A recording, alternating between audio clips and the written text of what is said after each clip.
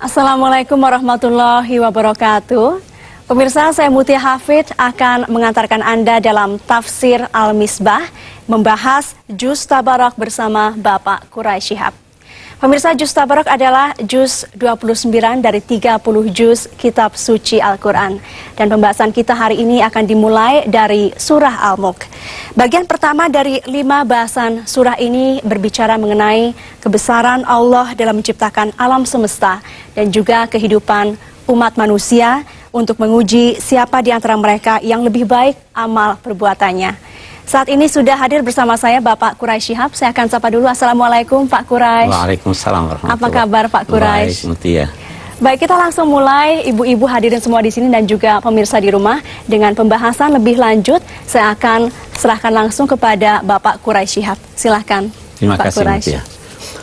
Baik, bismillahirrahmanirrahim. Alhamdulillah wassalatu wassalamu ala Rasulillah wa ala alihi wa ashabihi wa man wala. Kali ini kita akan membahas surah Al-Mulk. Biasa dinamai juga surah Tabarak. Ada juga nama yang lain yang dikenal surah Al-Munjiyah, yang memberi atau menjadi penyebab keselamatan. Memang ada beberapa hadis yang menganjurkan seseorang untuk membaca surah ini setiap malam. Ada riwayat yang menyatakan bahwa surah ini apabila dibaca setiap malam, maka kelak di kubur yang membacanya akan mendapat perlindungan dari Allah Subhanahu wa taala. Tentu saja riwayat ini ada yang menilainya sahih, ada juga yang menilainya tidak sahih. Terlepas dari itu semua, memang surah ini, surah Al-Mulk atau surah Tabarak ini mengandung pelajaran, mengandung informasi, mengandung tuntunan yang sangat-sangat penting. Tema utamanya, uraian seluruh surah ini dapat kita katakan berbicara tentang kemahakuasaan Allah. Dan bahwa Allah menguasai dan mengatur segala sesuatu yang wujud ini, dari yang sekecil-kecilnya sampai kepada yang sebesar-besarnya. Allah mengaturnya bukan seperti kepercayaan sementara kaum musyrik, bahwa Allah sekedar menciptakan lalu selesai. Tidak. Allah menciptakan dan mengatur sedetail-detailnya segala sesuatu. Mengetahui sampai yang sekecil-kecilnya segala sesuatu yang wujud dalam alam raya ini. Baik, mari kita lihat ayat-ayat kita ini dimulai. A'udzubillahi minasyaitonirrajim. Bismillahirrahmanirrahim. Tabarakalladzi biyadihil mulk wa huwa ala kulli syai'in qadir. Tabarak. Tabarak itu terambil dari kata baraka, atau biasa dalam bahasa Indonesia kita namakan berkat. Apa itu berkat? Berkat adalah kebajikan yang banyak. Sesuatu yang memperoleh berkat, maka sesuatu itu kalau biasanya hanya menghasilkan kadar tertentu, dengan adanya berkat maka dia dapat menghasilkan yang banyak. Kalau saya berkata makanan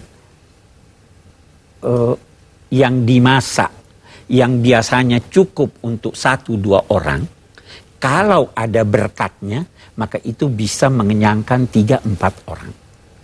Kalau waktu, itu namanya berkat. Kalau waktu yang biasanya kita bisa menyelesaikan suatu pekerjaan dalam sekian menit, maka kalau ada berkatnya, maka sekian pekerjaan dapat terselesaikan. Tabarak, Allah maha banyak kebajikannya yang dilimpahkan ke alam raya ini. Alladzi biyadihil mulk. Allah yang di tangannya kekuasaan. Nah, ketika Allah berfirman, Tabarakalladzi biyadihi, di tangannya, dalam genggaman tangannya, al-mulk, segala sesuatu yang terkuasai di tangan Allah. Manusia, tumbuh-tumbuhan, binatang, bintang, bulan dan sebagainya, semua berada dalam genggaman tangannya. Dia yang mengaturnya. Wa huwa ala kulli syai'in qadir, dan dia maha kuasa atas segala sesuatu. Yang dikuasai ada wujudnya, ya kan? Yang belum ada wujudnya belum dikuasai. Nah, wa huwa ala kulli syai'in qadir berarti yang belum wujud pun itu dalam kuasa Allah untuk mewujudkannya. Selama yang wujud itu bisa wujud menurut akal. Bisa tidak Allah menciptakan Allah seperti dia? Tidak bisa. Karena itu mustahil menurut akal. Yang tidak mustahil menurut akal, Allah bisa menciptakannya. Anda sekarang miskin, Allah bisa menjadikan Anda kaya. Anda sekarang kuat, Allah bisa menjadikan Anda lemah. Itu artinya wa huwa ala kulli syai'in qadir. Alladzi khalaqal mauta wal hayata liyabluwakum ayyukum ahsanu amalan. Yang menciptakan mati dan hidup. Mari kita lihat. Dulu banyak pakar berkata hidup itu adalah sesuatu yang menjadikan sesuatu yang lain merasa atau tahu atau bergerak. Kursi ini hidup atau tidak? Dia tidak merasa, dia tidak tahu dirinya, dan dia tidak bergerak. Orang yang hidup adalah yang tahu, yang bergerak, atau yang hidup. Tumbuh-tumbuhan bergerak, itu hidup. Nah, yang mati, lawannya hidup. Itu satu pendapat. Pendapat yang lain, saya akan beri contoh. Kalau saya katakan begini, matikan lampu, apa artinya? Hidupkan lampu. Tanah yang hidup. Hidup berarti sesuatu yang berfungsi sesuai dengan tujuan dia diciptakan. Mengapa Allah menciptakan kita? Apa fungsi yang diharapkan dari manusia? Untuk menjadi hamba Allah dan untuk menjadi khalifah. Ya. Kalau Anda tidak mampu menjadi khalifah, atau Anda tidak mampu menjadi hamba Allah, maka Anda dinilainya tidak hidup. Itu arti alladzi khalaqal mauta wal hayata, yang menciptakan mati dan hidup. Nah, yang ingin ditekankan oleh ayat ini antara lain bahwa jangan menduga mati itu ketiadaan. Jangan menduga orang yang mati sudah tidak ada. Dia tidak ada di permukaan bumi, tapi dia ada di alam yang lain. Itu yang dia maksud khalaqal mauta, menciptakan mati. Dalam satu hadis dikatakan dilukiskan nanti kematian itu akan disembelih sehingga tidak ada lagi mati. Tidak ada lagi orang mati di hari kemudian. Hanya ada orang yang hidup, ada juga orang yang tidak hidup, tidak mati. La yamutu fiha wa la yahya.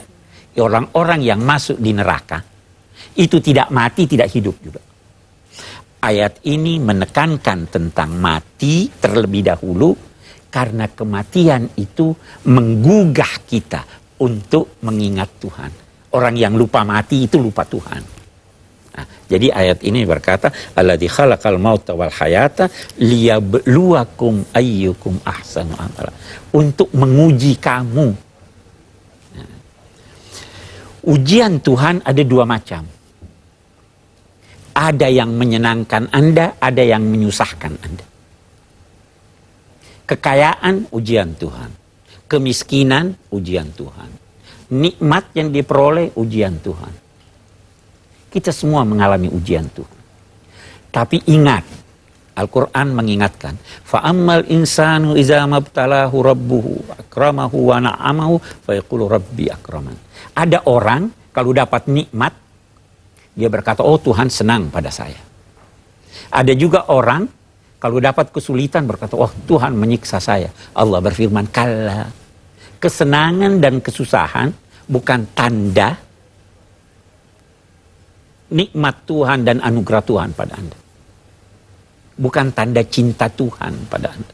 Itu adalah ujian. Nah, di sini liyabluwakum, untuk menguji kamu dengan apa yang dianugerahkan kepada kamu. Ayyukum ahsanu amala, siapa yang lebih baik amalnya. Kalau dia mendapat kesulitan dengan ujian itu, Tuhan mau lihat ini orang sabar atau tidak.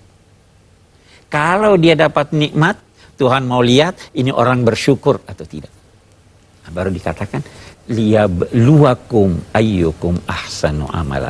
Siapa di antara kamu yang lebih baik amalnya?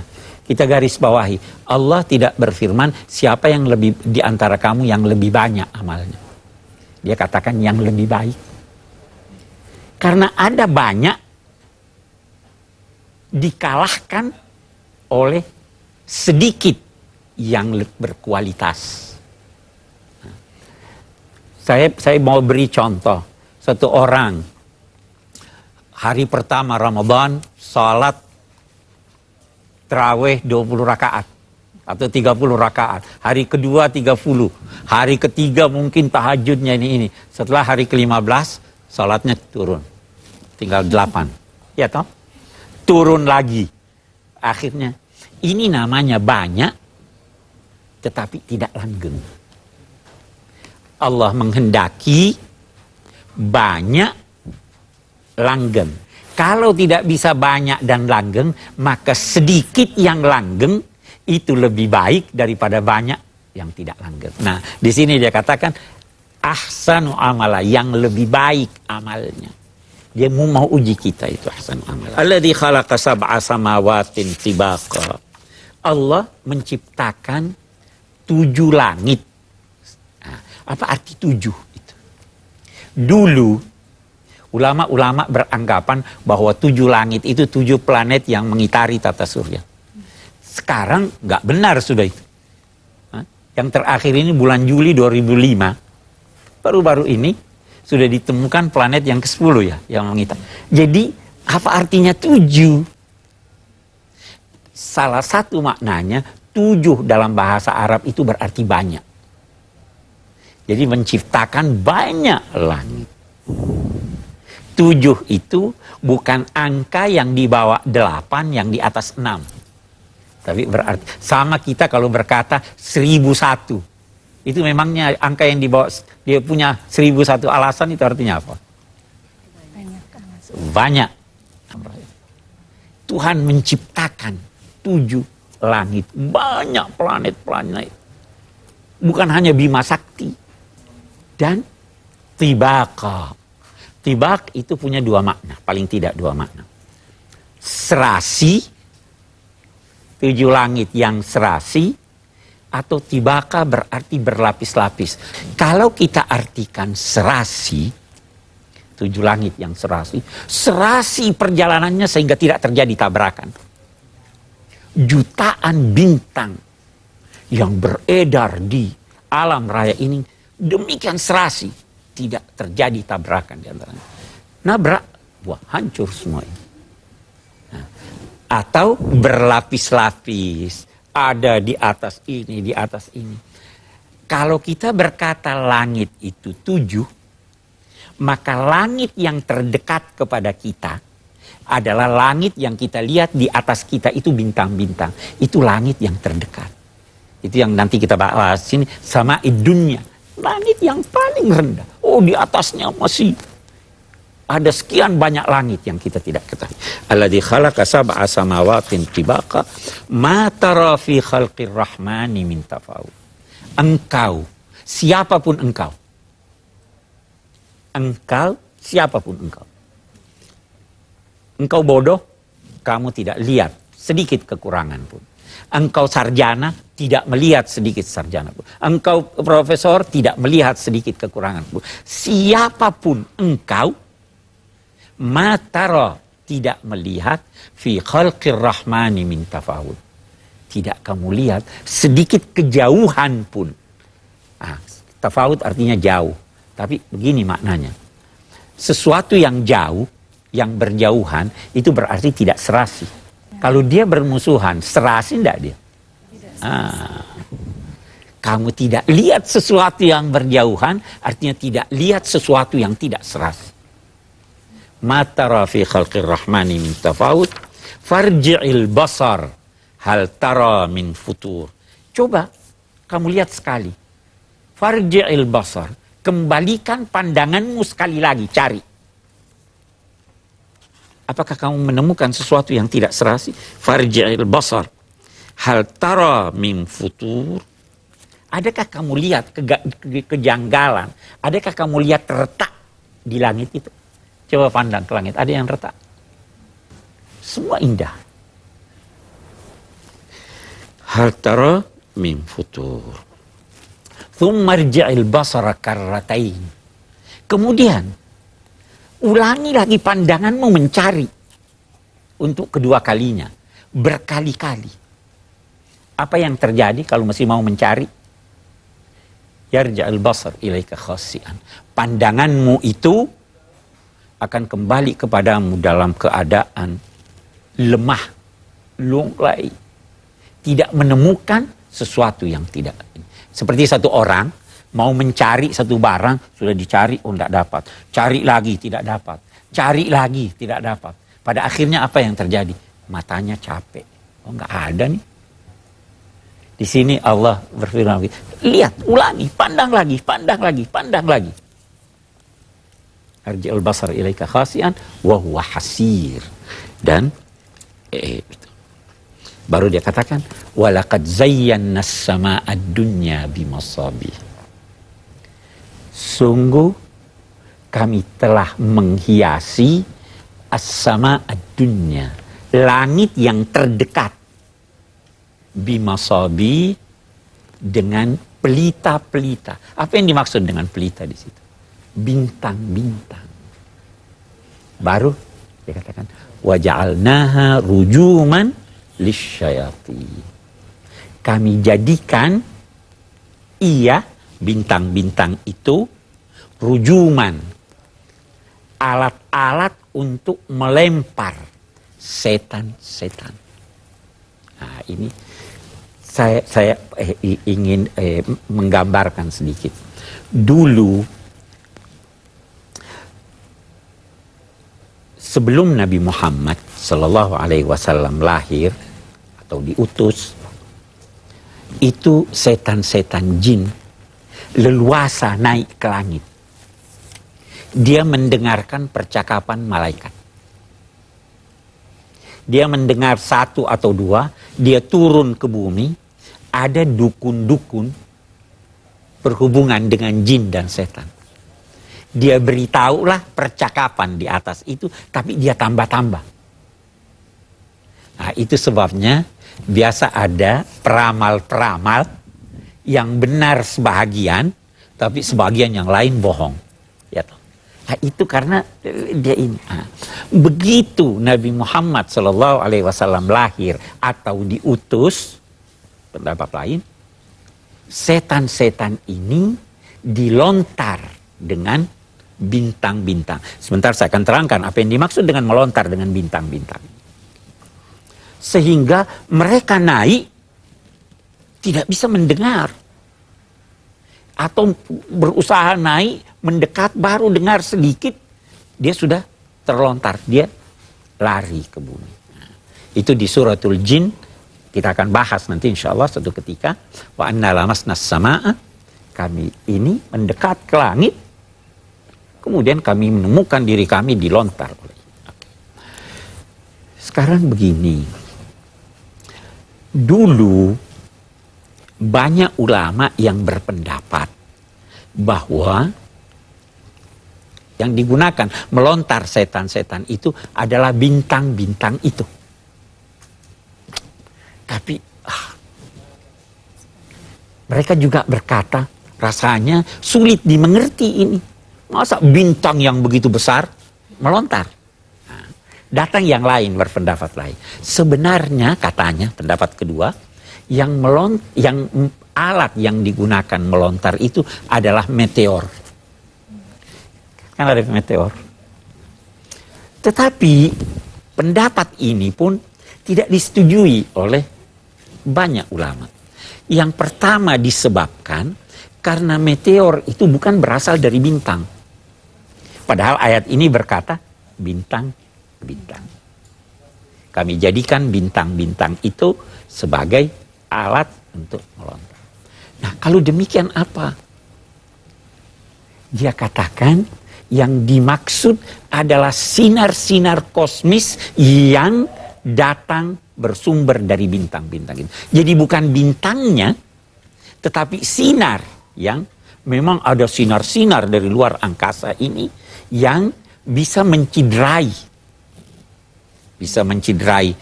setan jin yang berasal dari api itu, bisa juga menciderai kita manusia. Ada sinar-sinar yang bisa menciderai kita. Nah, di sini Allah Subhanahu wa taala berkata, kami jadikan bintang-bintang ini hiasan sekaligus juga untuk melontar setan jin, yakni sinarnya digunakan untuk melontar. Wa ja'alnaha rujuman lisyayatin. Ada hal ketiga, ada pendapat lain. Ibu-ibu ini biasa melihat di koran kan, bintangnya ya. Iya. Oh, anak-anak, ibu-ibunya tidak. Baguslah kalau ibu-ibunya tidak. Rajman bil ghaib itu artinya menduga, menerka yang gaib.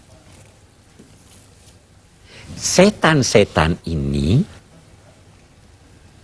atau bintang-bintang ini dijadikan sebagai alat untuk menebak nasib. Boleh enggak itu? Gimana itu? Enggak boleh? Wah, syukurlah kalau enggak boleh. Kalau iseng. Nabi SAW bersabda bahwa Allah tidak menciptakan bintang kecuali untuk 3 tujuan. Lebih dari itu tidak boleh. Apa yang 3 itu? Yang pertama, hiasan. Ya kan? Yang kedua, rujuman lisyayatin, sinar kosmis yang ada di sana untuk. Yang ketiga, wabin najmihum yahtadun. Dengan bintang-bintang itu manusia dapat mengetahui arah. Sampai sekarang itu begitu, kita di laut, oh ini ada bintang ini, ada bintang itu, ini arahnya ke sana. Wa ja'alnaha rujuman lisyayatin. Nah, baru dia katakan apa? Wa ja'alnaha rujuman lisyayatin wa atadna lahum adzabas sa'ir. Oke. Dan kami telah menyediakan untuk para setan itu, untuk orang-orang yang durhaka itu, siksa dari api yang menyala-nyala. Itu sudah dipersiapkan oleh Tuhan. Sekarang sudah ada. Wa a'tadna lahum adzaba as-sa'ir. Nah, ayat-ayat kita ini kalau kita akan simpulkan, sebenarnya seperti yang kita dengarkan tadi, berbicara tentang kuasa Allah Subhanahu wa taala. Berbicara tentang betapa segala sesuatu ada dalam kekuasaan dan pengaturannya. Yang kedua, manusia diciptakan Allah untuk diuji. Karena itu, mau atau tidak mau, setiap detik dari hidup Anda adalah ujian. Karena manusia tidak bisa luput. Boleh jadi dia senang, boleh jadi dia susah. Senang diuji, susah diuji. Namun kita harus tahu bahwa ujian Allah yang berbentuk hal yang tidak menyenangkan kita, itu hendaknya dihadapi dengan sabar, dan kesabaran itu adalah kekuatan. Tekad yang kuat untuk menanggulangi apa yang sedang dihadapi. Itu kita diuji. Nikmat kita syukuri Dalam arti kita gunakan apa yang kita peroleh itu sesuai dengan tujuan Allah menganugerahkannya kepada kita. Ini makna hidup. Orang yang tidak sadar tentang itu berarti dia tidak menyadari apa makna hidup itu. Saya kira itu yang dapat kita petik ya dari 5 ayat surat Al-Mulk ini. Demikian. Assalamualaikum warahmatullahi wabarakatuh. Assalamualaikum warahmatullahi wabarakatuh. Ya, pemirsa, demikian tadi kita ikuti penjelasan dari Bapak Quraisy Shihab mengenai 5 bahasan pertama dari surah Al-Mulk. Dan untuk saat ini kita akan dihibur dan disegarkan oleh dendangan merdu dari grup Bimbo berikut ini. Pemirsa, kembali dalam pengajian Tafsir Al-Misbah mengenal Juz Tabarak bersama Bapak Quraisy Shihab, dan saya juga Mutia Hafid masih bersama Anda hingga saat ini. Tadi kita sudah ikuti penjelasan Bapak Quraisy Shihab mengenai 5 ayat pertama dari surah Al-Mulk, dan untuk saat ini saatnya Pak Quraisy kita menerima pertanyaan dari tamu-tamu yang sudah hadir. Mungkin kesempatan pertama saya berikan kepada Mbak Lili. Silahkan Mbak Lili. Terima kasih. Mendengar penjelasan Bapak tadi, ada 2 kata kunci yang saya terima. Pertama, ujian dengan kesempurnaan alam. Kita lihat banyak sekali bencana-bencana yang ada di Indonesia ini, terutama kemarin yang terbesar tsunami salah satunya. Di sisi lain itu dikatakan sebagai ujian, tetapi dapatkah dikatakan juga bencana-bencana yang terjadi itu menunjukkan adanya ketidaksempurnaan atau sudah terjadi nggak seimbang lagi atas aturan alam ini gitu. Mungkin itu dulu. Terima kasih. Terima kasih Mbak Lili. Silahkan Pak Quraisy. Bencana yang terjadi bisa terjadi karena paling tidak 2 hal. Oleh ulah manusia sehingga terjadi bencana, terjadi ketidakseimbangan. Itu diisyaratkan oleh Allah dalam firman-Nya, zaharal fasadu fil barri wal bahr bima kasabat aydin nas. Kalau bencana itu terjadi karena ulah manusia, maka itu diistilahkan oleh Al-Quran dengan musibah. Ma asabakum min musibah fabima kasabat aydikum. Tidak ada musibah yang menimpa kamu kecuali karena ulah tangan kamu sendiri. Tapi ada juga bencana alam yang terjadi atas kehendak dan pengaturan Tuhan. Jangan duga musibah atau bala yang terjadi itu tidak memberi manfaat dalam konteks mengingatkan manusia akan Allah. Karena itu dalam konteks tsunami kita tidak bisa otomatis berkata itu karena ulah manusia. Boleh jadi itu bala. Itu bisa jadi ada manfaat yang besar. Boleh jadi salah satu manfaatnya adalah redanya ketegangan. Ya toh, permusuhan itu salah satu manfaat. Nah, itu jadi jangan lantas anggap bahwa kalau ini bukti alam tidak serasi. Memang tidak serasi atas ulah manusia. Saya kira jelas ya. Baik. Pertanyaan berikutnya mungkin saya beri kesempatan Mas Ikang Fauzi, silahkan. Teman-teman, saya ingin mengucapkan terima kasih saya bisa hadir ikut dalam ceramah ini. Ini suatu penghargaan buat saya karena bisa belajar banyak dari sini, Pak Quraisy yang sangat saya cintai. Tadi surah Al-Mulk ini gambaran saya tuh mengenai masalah kebesaran Allah yang demikian sempurna, yang demikian kuat dan tidak ada cacat sedikit pun. Semua dalam genggamannya dan semua diatur betapa berkuasanya dia. Jadi dia boleh dibilang CEO yang paling besar, yang paling hebat lah, CEO dari segala CEO. Cuman Allah juga menggambarkan betapa dia fairnya kepada manusia. Bahwasannya manusia diberikan peranan di sini dengan cara diuji, ya kan?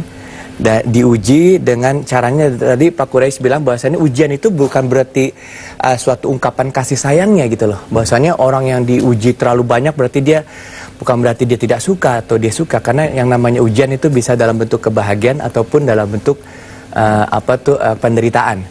Nah, pertanyaan saya di sini adalah manusia seperti apakah yang terbaik untuk supaya kita bisa mengatasi semua permasalahan yang diberikan sama Allah. Karena di dalam doa juga ada itu tolak bala gitu ya. Nah, di dalam doa tolak bala itu sendiri kan mencerminkan bahwasanya ikhtiar manusia itu diberikan peranan yang luar biasa sama Allah, karena Allah begitu bangga dan sukanya pada seorang umat yang berikhtiar gitu. Baik, Nah, saya minta penjelasan untuk itu supaya saya semangat gitu.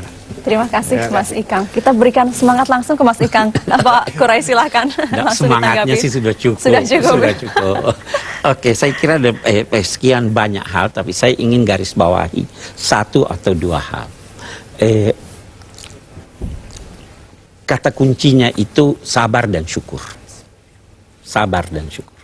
Nah, sabar bukan kelemahan.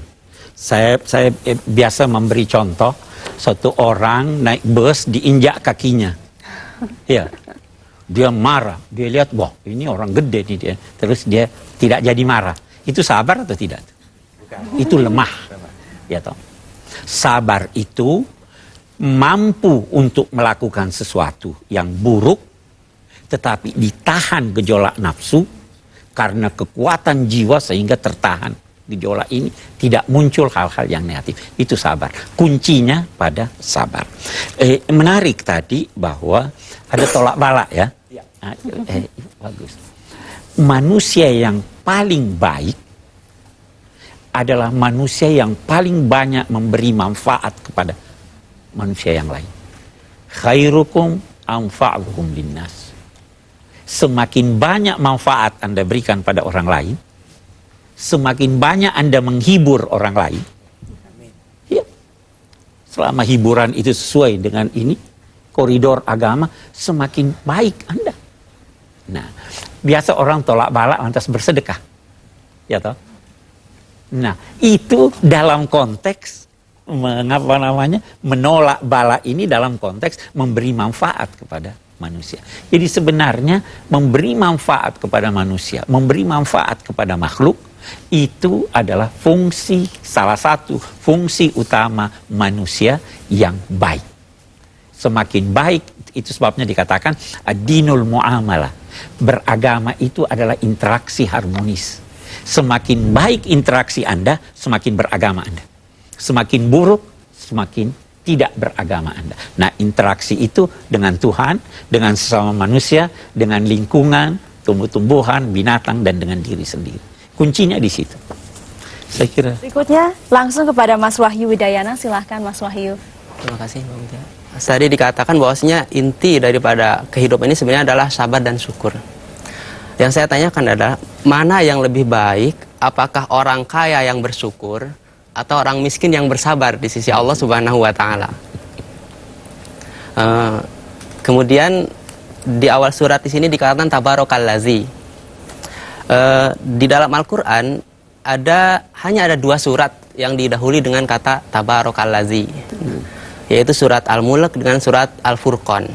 Nah, yang ingin saya tanyakan, apakah hubungan di antara kedua surat itu sehingga kita bisa begitu menyelami mukjizat Al-Quran yang demikian komprehensif dan lengkap sekali informasinya? Terima kasih. Saya jawab yang terakhir dulu. Tabarakalladzi biyadihil mulk menggambarkan banyaknya anugerah Tuhan yang bersifat material. Alam raya ini. Tabarakalladzi nazzalal furqan, banyaknya anugerah Tuhan yang bersifat spiritual. Al-Quran itu spiritual. Di sini alladzi biyadihil mulk, yang di tangannya kekuasaan langit, bumi dan sebagainya. Oke? Nah, karena itu kata tabarak tidak tepat diartikan maha suci. Karena tabarak itu di terjemahan seringkali maha suci.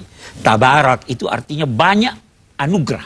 Maha suci itu artinya menghindarkan dari Tuhan hal-hal yang buruk atau tidak sempurna. Ini menghindarkan dan ini menetapkan. Oke, itu satu. Yang kedua, yang mana lebih baik kaya yang bersyukur daripada miskin yang sabar? Saudara mau kaya atau tidak? Lebih baik kaya yang bersyukur. Karena kalau Anda kaya, Anda bisa membantu orang selama Anda bersyukur. Karena miskin, Anda tidak perlu bekerja untuk jadi miskin. Tapi kalau kaya, Anda perlu bekerja. Padahal di sini kita dituntut untuk banyak amal yang bermanfaat. Nah, di sisi lain, kenapa dia lebih baik? Karena kekayaan itu, yang kaya itu seringkali lupa Tuhan karena kaya. Yang miskin itu lebih bisa ingat Tuhan.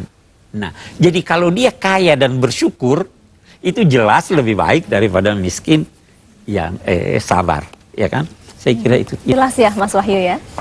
Baik, sayang sekali waktunya sudah habis. Ibu-ibu yang ingin bertanya mungkin lain kesempatan bisa bertanya langsung pada Pak Quraisy Shihab. Terima kasih sebelumnya kepada ibu-ibu dari Taklim, Zikir, dan Ilmu Nur Allah Pesona Kayangan Depok.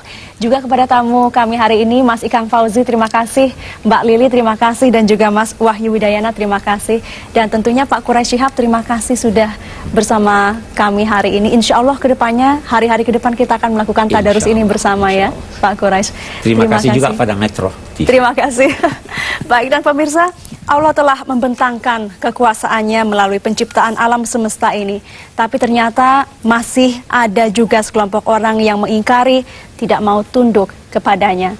Kita akhiri di sini, kita akan jumpa lagi dalam episode berikutnya. Saya Mutia Hafid bersama seluruh kerabat kerja Tafsir Al-Misbah mengucapkan terima kasih. Assalamualaikum warahmatullahi wabarakatuh.